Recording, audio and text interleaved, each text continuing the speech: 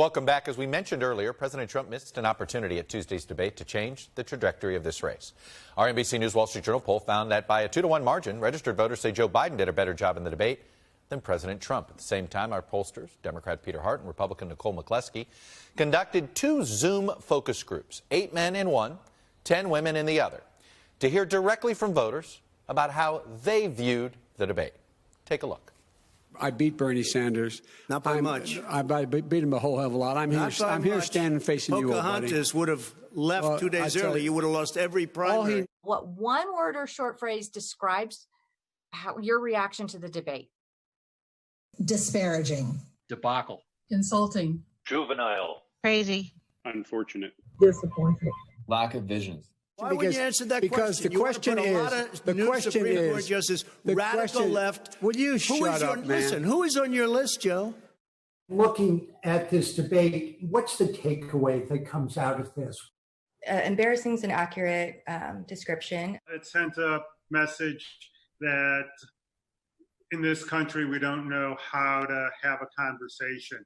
I was really disappointed for both candidates and for both parties. It painted a picture that we are unwilling to reach across the aisle and find commonality. I want to hear what the candidates have to say, and I didn't hear that. Trump didn't want to focus on truths or answering questions. Both candidates were just trying to take shots at each other. Impulsive. Corrupt. Show off. Self-centered. Egomaniac. Unethical. Incompetent. Stable. Inconsistent. Experienced. Good enough. Integrity. What was the high point for you, if anything, that Donald Trump said? That Donald Trump would point out, well, why now? Why don't you do that when you were in office for 46 years? You had your chance. In 47 months, I've done more than you've done in 47 years, Joe. What's his biggest failure as president? I don't feel like we're hearing the truth out of our president's mouth more times than not. Creating this culture and this atmosphere of division. Was there a positive moment or a high point for Joe Biden? But I did like it that he was trying to talk directly to us. The American people should speak. You should go out and vote. What most irritates you about Joe Biden? He loses his temper sometimes fairly easily. Well, he's just had a long time in Congress and hasn't seemed to gotten over the hump. What one word would you use to describe this presidential election? Unprecedented. Insane. Crucial. Unsettling. Contentious. What is this election about? I think inaction and derisive versus decisive. We need a good leader, and I don't think we have a good leader right now. This election is about racial injustices, coronavirus, and where is America going from here? You want to make your vote count, but both options, neither of them look especially great. And Peter and Nicole both join me now. Welcome to both of you. So let me start with this to the both of you. Peter, I'll start with you, which is, what should we as viewers and as the audience right now take away from this? Well, obviously people were unhappy, and what they take away is that Joe Biden was good enough and Donald Trump made people feel uneasy. And that's really what it was about as much as anything else. This is about getting things right in America, getting things back on track.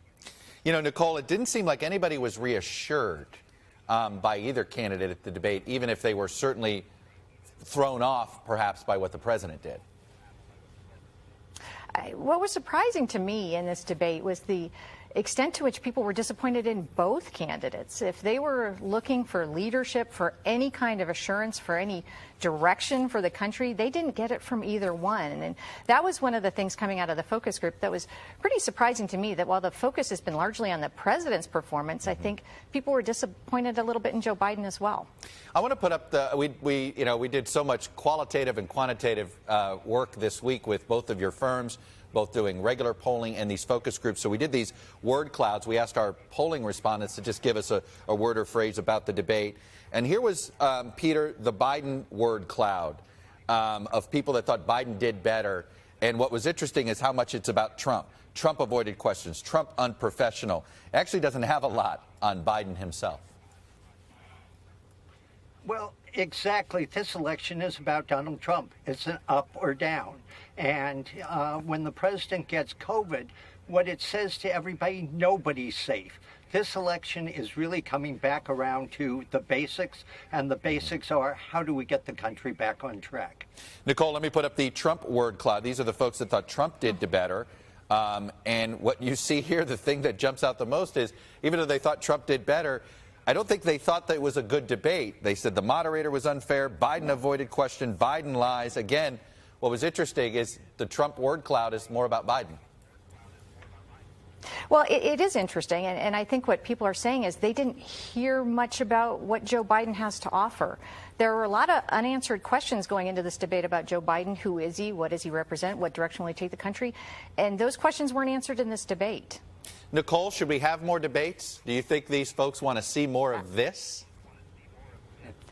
I don't think they want to see more of this, but I absolutely think they want to see more debates, because I think there were unmet expectations and a lot of unanswered questions from this debate.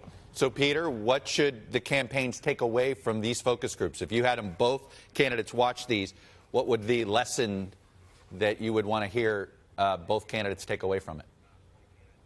Talk to our problems, talk to us. People want to get calm and reassurance, but at the same time, they don't want to be complacent. They want to look ahead to where we are going. Talk to the American voter. And Nicole, how should we assume the electorate's going to respond to what we're currently dealing with right now with the president hospitalized? Does that take away from the impression that the debate left on these voters?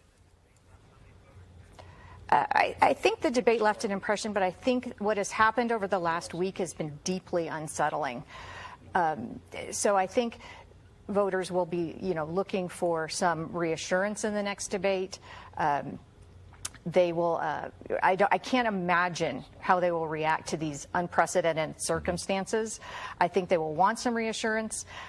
They need some reassurance, and that's what they'll be looking at going forward. And how it's handled, I think, is largely dependent on how the president responds.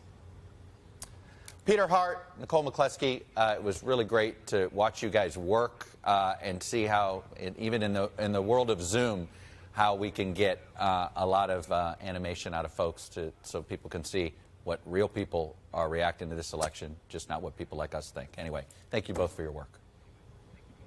Thank you.